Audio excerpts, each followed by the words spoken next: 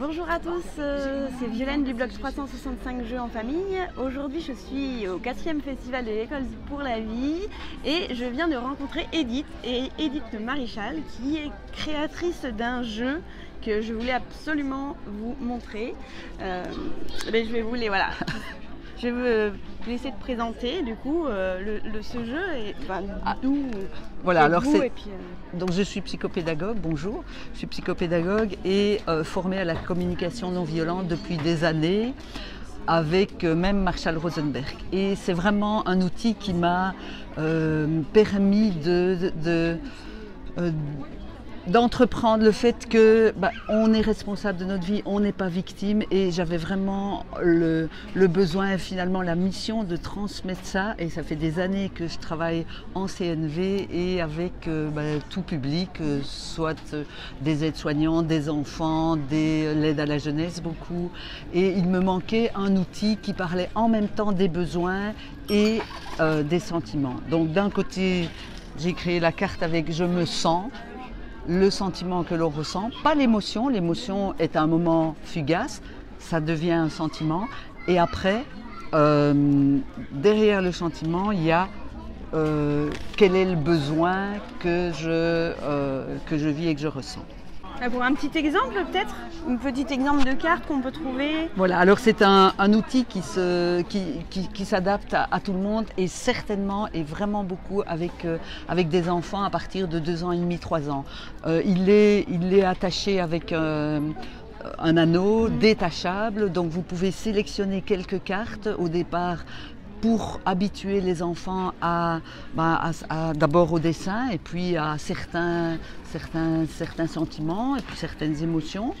Et puis vous pouvez l'utiliser en famille, comme par exemple, alors un petit jeu que j'adore, c'est chacun prend une carte et dit la dernière fois où je me suis sentie comme ça, donc seule, la dernière fois où je me suis sentie découragée.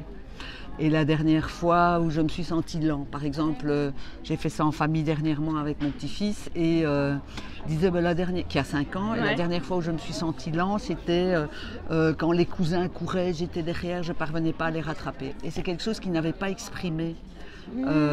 Pouvoir revenir avec un peu plus de recul, et peut-être du coup c'est plus facile d'analyser un peu, d'aller chercher le besoin. Voilà. À ce moment-là, j'aurais eu besoin d'eux. Exactement, j'aurais eu besoin d'eux, et donc on va plus loin et on permet à l'enfant aussi de construire éventuellement une réponse à ce besoin.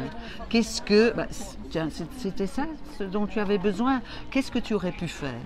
Comment est-ce que tu aurais pu le faire? Et donc on est vraiment dans autre chose que je suis victime des cousins qui courent et qui me laissent à la traîne, mais non, moi je vais pouvoir faire quelque chose. Donc je deviens acteur de ma vie, donc ça c'est pour moi indispensable d'être des parents qui permettent à leur enfant de prendre possession et d'être les héros de leur vie finalement. Voilà. Super chouette. Génial. Et donc c'est vraiment un jeu qui fonctionne très très bien avec les enfants, mais également entre les couples, dans les familles, etc.